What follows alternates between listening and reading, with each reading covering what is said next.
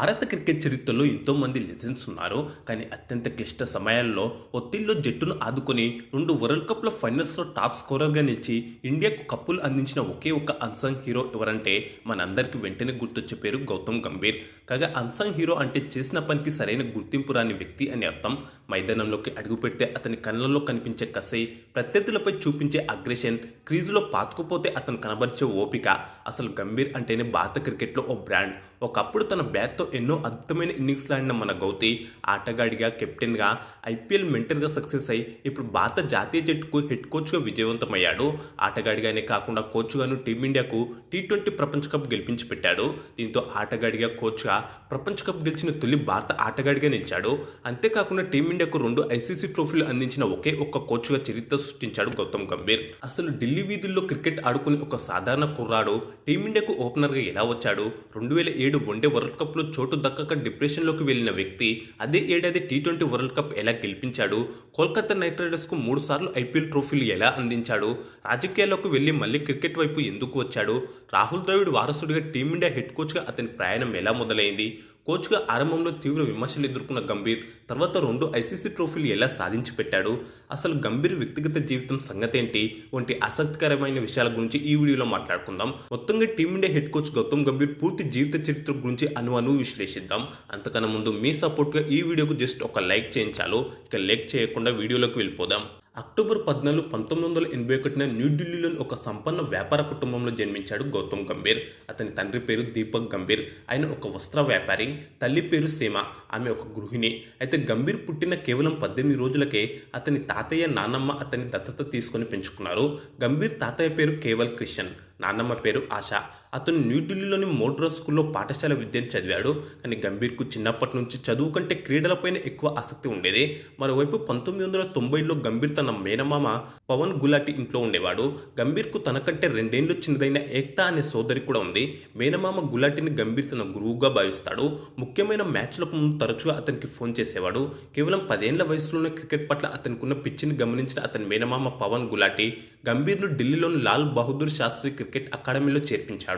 అక్కడ ప్రముఖ కోచ్ సంజయ్ భరద్వాజ్ దగ్గర గంభీర్ క్రికెట్ ఓనమాలు నేర్చుకున్నాడు. గంభీర్లోని ప్రతిభను గుర్తించిన కోచ్ అతని ఒక అద్భుతమైన లెఫ్ట్ హ్యాండ్ బ్యాటర్గా తీర్చిదిద్దాడు. బారాకాంబా రోడ్లోని మోడ్రన్ స్కూల్లో చదువుకుంటూనే తన పాఠశాల తరపున ఎన్నో అద్భుతమైన ఇన్నింగ్స్లు ఆడాడు. 2000వ సంవత్సరంలో నేషనల్ క్రికెట్ అకాడమీ మోటివ్ బ్యాచ్కు ఎంపికైన కుర్రాల్లో గంభీర్ కూడా ఒకడు.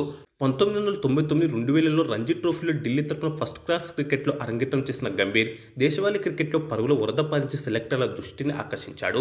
దేశవాళీలో అదురుగొడుతున్న గంభీర్కు 2003లో బంగ్లాదేశ్తో జరిగిన టీవీఎస్ కప్లో వన్డే మ్యాచ్ ద్వారా అంతర్జాతీయ క్రికెట్లోకి అరంగేట్రం చేసే అవకాశం వచ్చింది. ఆ తర్వాతి సంవత్సరం 2004లో ఆస్ట్రేలియాపై టెస్ట్ క్రికెట్లో కూడా అడుగుపెట్టాడు. కానీ అంతర్జాతీయ స్థాయిలో నిలుదొక్కుకోవడం అంత సులభం కాలేదు. ఫామ్ లేమి, స్థిరత్వం లేకపోవడం వల్ల జట్టులోకి రావడం, మళ్ళీ డ్రాప్ అవడం జరుగుతూ ఉండేది.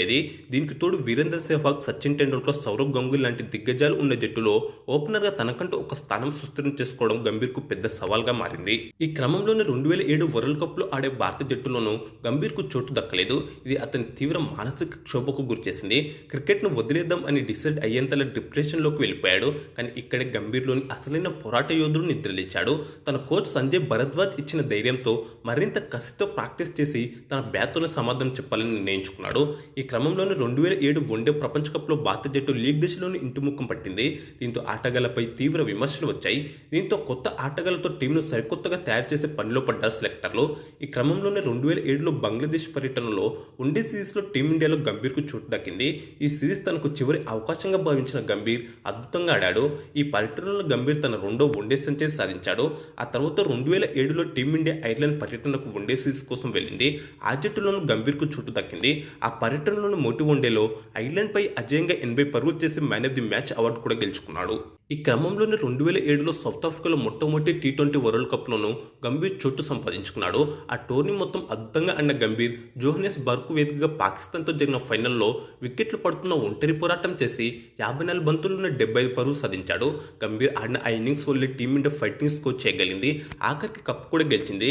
కానీ player of the match Irfan పఠాన్కు రావడంతో గంభీర్కు తగిన గుర్తింపు దక్కలేదనేది ఎవరూ కాదనలేని వాస్తవం. ఆ టోర్నీ మొత్తంలోనూ 37 సగటుతో 227 పరుగులు చేశాడు. 3 సార్లు హాఫ్ సెంచరీలు చేశాడు. ఇక్కడ నుంచి గంభీర్ వెనుదిరిగి చూసుకోలేదు. 2008-2011 మధ్యకాలంలో ప్రపంచంలోని బెస్ట్ ఓపెనర్గా ఎదిగాడు. వీరేందర్ సెహ్వాగ్తో కలిసి అతను ఎన్నో రికార్డు భాగస్వామ్యాలను నమోదు చేశాడు. ఈ సమయంలోనే టెస్టుల్లో వరుసగా 5 సెంచరీలు చేశాడు. ఈ ఘనత సాధించిన తొలి భారతీయుడిగా చరిత్ర సృష్టించాడు. అలాగే వరుసగా 4 టెస్టు సిరీస్ల్లో 300కు పైగా పరుగులు చేసిన తొలి టీమిండియా బ్యాటర్గా ఘనత వహించాడు. 2007-8లో జరిగిన సిబి సిరీస్లో అత్యధికంగా 440 పరుగులు చేసిన బ్యాటర్గా నిలిచాడు. 2008లో గంభీర్ వరుసగా అత్యధిక స్కోర్లతో భారత టెస్టు జట్టులో తన స్థానాన్ని పదిలం చేసుకున్నాడు. తన మొదటి 7 టెస్టు మ్యాచ్ల్లో 61 కంటే ఎక్కువ సగటుతో 858 పరుగులు చేశాడంటేనే ఏ స్థాయిలో పరుగుల వరద పారించాడో అర్థం చేసుకోవచ్చు. బోర్డర్ గవస్కర్ ట్రోఫీలో తన హోమ్ గ్రౌండ్ ఢిల్లీ వేదికగా జరిగిన టెస్టు మ్యాచ్లో ఆస్ట్రేలియాపై ఏకంగా డబుల్ సెంచరీ బాదాడు. అయితే అదే మ్యాచ్లో పరుగు తీస్తున్నప్పుడు బౌలర్ షేన్ వాట్సన్ను మోచేయితో గుద్దడంతో వివాదంలో చిక్కుకున్నాడు. ఇది అనుకోకుండా జరిగిందని చెప్పినప్పటికీ అతనిపై ఒక టెస్టు మ్యాచ్ నిషేధం తప్పలేదు. ఆ సిరీస్లో చివరి టెస్టు మ్యాచ్ ఆడకపోయినప్పటికీ అత్యధికంగా 463 పరుగులు చేసిన బ్యాటర్ గంభీరే కావడం గమనార్హం. డిసెంబర్ 2008లో ఇంగ్లాండ్తో జరిగిన టెస్టు సిరీస్లో, 2009 ప్రారంభంలో న్యూజిలాండ్తో జరిగిన టెస్టు సిరీస్లోనూ అత్యధిక పరుగులు చేసిన ఆటగాడిగా నిలిచాడు. అంటే వరుసగా 3 సిరీస్ల్లో అత్యధిక పరుగులు చేసిన బ్యాటర్గా ఈ ఘనత సాధించాడు. 2008లో గంభీర్ అద్భుత ప్రదర్శనలకు గాను ESPN క్రికెట్ ఇన్ఫో ప్రపంచ టెస్టు ప్లేయింగ్ 11 వన్డే ప్లేయింగ్ 11లో గంభీర్కు చోటు కల్పించింది. 2009లో న్యూజిలాండ్లో నాపియర్లో జరిగిన టెస్టు మ్యాచ్ గంభీర్ కెరీర్లోనే ఒక అద్భుతమని చెప్పుకోవాలి. ఆ మ్యాచ్ డ్రా చేయకపోతే ఇండియా సిరీస్ కోల్పోయే ప్రమాదం ఉంది. అలాంటి సమయంలో ఓపెనర్గా వచ్చిన గంభీర్ ఏకంగా 436 బంతులాడి సుమారు 2.5 రోజుల పాటు క్రీజులో నిలబడి 137 పరుగులు చేసి మ్యాచ్ను డ్రా చేశాడు. అతని పట్టుదలకు ఆ ఇన్నింగ్స్ ఒక నిదర్శనం. ఆ తర్వాత అతను 3వ టెస్టు యొక్క 2వ ఇన్నింగ్స్లో 167 పరుగులు చేసి భారతదేశానికి తిరుగులేని ఆధిక్యాన్ని అందించాడు. కానీ వర్షం న్యూజిలాండ్ బ్యాట్స్మెన్ను డ్రా చేసుకునేందుకు సహాయపడింది. గంభీర్ 6 ఇన్నింగ్స్లో 89 సగటుతో 445 పరుగులు చేసి న్యూజిలాండ్ గడ్డపై టీమిండియా 1-0 తేడాతో సిరీస్ విజయాన్ని సాధించడంలో సహాయపడింది. 41 సంవత్సరాల తర్వాత న్యూజిలాండ్ దేశంలో సిరీస్ విజయాన్ని నమోదు చేసింది టీమిండియా. ఈ అద్భుత ప్రదర్శనలకు గాను గంభీర్ను ది సెకండ్ వాల్ అని కూడా పిలిచేవారు. అదే 2009 ఏడాది గంభీర్కు ICC test player of the award year కూడా వచ్చింది. అలాగే అదే ఏడాది టెస్టు ర్యాంకింగ్స్లో నెంబర్ 1 స్థానాన్ని కూడా దక్కించుకున్నాడు. ఆ తర్వాత కూడా అదే ఫామ్ను కొనసాగించిన గంభీర్ అన్ని ఫార్మాట్లలోనూ పరుగుల వరద పాడించాడు. దీంతో ఒకానొక దశలో సచిన్ టెండూల్కర్ వారసుడిగా కూడా పేరు తెచ్చుకున్నాడు. 2011 ఏప్రిల్ 2 ముంబై వాంఖేడే స్టేడియంలో one day world cup final. Sri Lanka నిర్దేశించిన 275 పరుగుల లక్ష్య ఛేదనలో ఇండియా 31 పరుగులకే సచిన్ సెహ్వాగ్ వికెట్లు కోల్పోయి పీకలో కష్టంలో ఉంది. దీంతో అందరికీ విజయంపై ఆశలు సన్నగిల్లాయి. ఇలాంటి సమయంలో వన్డౌన్లో బ్యాటింగ్కు వచ్చిన గంభీర్ సెహ్వాగ్ డక్అవుట్ తర్వాత ఎదుర్కొన్న మొట్టి బాల్ని బౌండరీకి తరలించాడు. ఆ తర్వాత కూడా భీకర పేస్తో చెలరేగుతున్న లసిత్ మలింగ బౌలింగ్లో వరుసగా బౌండరీలు బాది టీమిండియాపై ఒత్తిడి తగ్గించాడు. ఈ క్రమంలోనే జట్టును అద్భుతంగా ఆదుకున్నాడు. కోహ్లీ సహాయంతో టీమిండియా ఇన్నింగ్స్ నిలబెట్టాడు. ఆ తర్వాత కెప్టెన్ ధోనీతో కలిసి 4వ వికెట్కు ఏకంగా సెంచరీ భాగస్వామ్యాన్ని నెలకొల్పాడు. ఆ మ్యాచ్లో గంభీర్ డై కొట్టగా అతని టీషర్ట్కు మరక అంటుతుంది. ఆ షర్ట్తోనే మ్యాచ్ అంతా బాగా బ్యాటింగ్ చేసిన గంభీర్ టీమిండియాను గెలిపించాడు. క్రికెట్ చూసే ప్రతి ఒక్కరికి ఆ రోజు మరక అంటిన టీషర్ట్తో చెమటలు కక్కుతూ గంభీర్ చేసిన బ్యాటింగ్ ఎంతో అపురూపమని చెప్పుకోవాలి. ఆ మ్యాచ్లో 122 బంతుల్లో 97 పరుగులు చేసిన గంభీర్ సెంచరీకి 3 పరుగుల దూరంలో అవుట్ అయ్యాడు. గంభీర్ చేసిన అద్భుత బ్యాటింగ్తో 28 ఏళ్ల తర్వాత ఇండియా వరల్డ్ కప్ గెలిచింది. ఫైనల్ విజయంలో గంభీర్ది సింహభాగం. కాకపోతే దురదృష్టవశాత్తు 2007 మాదిరిగానే ఈ ఫైనల్ మ్యాచ్లను గంభీర్కు ప్లేయర్ ఆఫ్ ది మ్యాచ్ దక్కలేదు. అందుకే గంభీర్ను అన్సంగ్ హీరో అని పిలుస్తుంటారు. ఎందుకంటే ప్రపంచ కప్లు గెలిపించినప్పటికీ ఏ రోజు గంభీర్కు తగిన గుర్తింపు దక్కలేదు. ఆ తర్వాత కూడా ఇంటర్నేషనల్ క్రికెట్లో గంభీర్ హవా కొనసాగింది. అంతర్జాతీయ క్రికెట్లో గంభీర్ కొన్ని మ్యాచ్ల్లో టీమిండియాకు కెప్టెన్గా కూడా చేశాడు.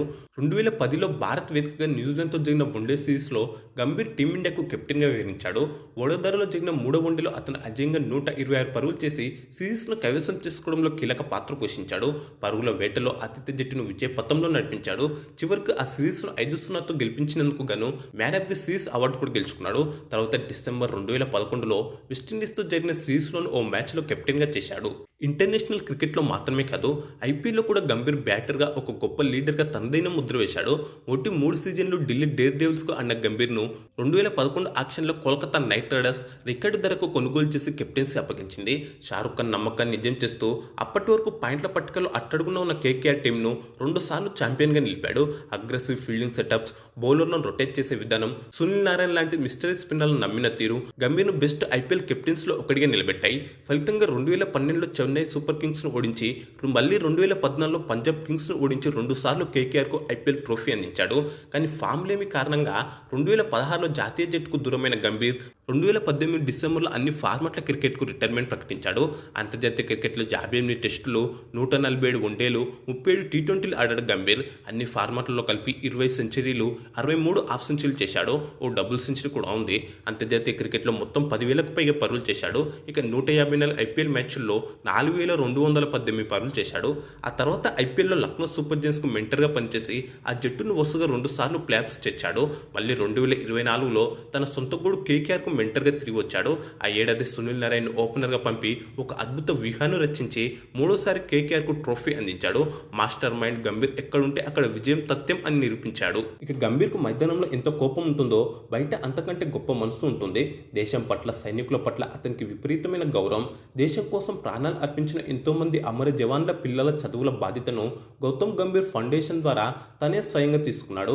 అంతేకాదు ఢిల్లీలోని పేదవారి కోసం కేవలం ₹1 కడుపు నిండా భోజనం పెట్టే జన్ రసోయ్ అనే కమ్యూనిటీ కిచెన్స్ను ప్రారంభించి ఎంతోమంది ఆకలి తీరుస్తున్నాడు. ప్రజలకు మరింత సేవ చేయాలనే ఉద్దేశంతో 2019లో భారతీయ జనతా పార్టీ తరఫున ఈస్ట్ ఢిల్లీ ఎంపీగా పోటీ చేసి ఘన విజయం సాధించారు. 5 ఏళ్ల పాటు రాజకీయాల్లో చురుగ్గా ఉంటూనే నియోజకవర్గంలో ఎన్నో అభివృద్ధి పనులు చేశారు. అయితే తన మొదటి ప్రేమ ఎప్పుడు క్రికెట్ పైన ఉండడంతో క్రికెట్కు పూర్తిగా సమయం కేటాయించడం కోసం 2024 ఎన్నికలకు ముందు రాజకీయాలకు గుడ్ బై చెప్పేశారు. కేకేఆర్కు 2024లో కప్పు అందించిన అతని మెంటర్షిప్ వ్యూహాలు చూసిన బీసీసీఐకి ఒక విషయం స్పష్టమైంది. రాహుల్ ద్రావిడ్ పదవీకాలం ముగిసిన తర్వాత టీమిండియాను ముందుకు నడిపించే సత్తా ఉన్న ఏకైక వ్యక్తి గౌతమ్ గంభీర్ మాత్రమే అని భావించింది. దేశం కోసం ఏదైనా చేయాలన్న తపన ఉన్న గంభీర్ కూడా బీసీసీఐ ఆఫర్కు అంగీకరించాడు. జూలై 2024లో అధికారికంగా భారత క్రికెట్ జట్టు నూతన హెడ్ కోచ్గా గౌతమ్ గంభీర్ బాధ్యతలు స్వీకరించాడు. కోచ్గా అతని ఫిలాసఫీ చాలా సింపుల్ అండ్ స్ట్రైట్. వ్యక్తిగత రికార్డుల కంటే జట్టు గెలవడం ముఖ్యం. డ్రెస్సింగ్ రూమ్లో సంతోషం ఉండాలి, కానీ గ్రౌండ్లోకి దిగాక గెలుపు కోసం ప్రాణాలు పెట్టి పోరాడాలి. కోచ్ మోట కొన్ని విమర్శలు ఎదుర్కొన్నప్పటికీ ఆ తర్వాత భారత జట్టుకు 2025 ఛాంపియన్స్ ట్రోఫీ, 2026 టీ20 ప్రపంచ కప్, ఆసియా కప్ వంటి ప్రతిష్టాత్మక టోర్నీలు గెలిపించి పెట్టాడు. బజ్బాల్ పేరుతో ప్రపంచాన్ని గడగడలాడిస్తున్న ఇంగ్లాండ్ గడ్డపై టెస్ట్ సిరీస్ను 2-2తో డ్రా చేసుకొచ్చాడు. గంభీర్ కోచింగ్లో భారత జట్టు ఇప్పటివరకు ఒక్క టీ20 సిరీస్ కూడా కోల్పోలేదు అంటేనే అతని సత్తా ఏంటో అర్థం చేసుకోవచ్చు. ఒకప్పుడు ఏ కోహ్లీతో, ఏ ఎంఎస్ ధోనితో అతనికి విభేదాలు ఉన్నాయని మీడియా కోడై కూసిందో, ఇప్పుడు అదే కోహ్లీ లాంటి సీనియర్లతో కలిసి ఇప్పుడు భారత జట్టుకు మరోసారి వరల్డ్ కప్ లాంటి మెగా టోర్నీలు అందించడానికి గంభీర్ అహర్నిశలు శ్రమిస్తున్నాడు.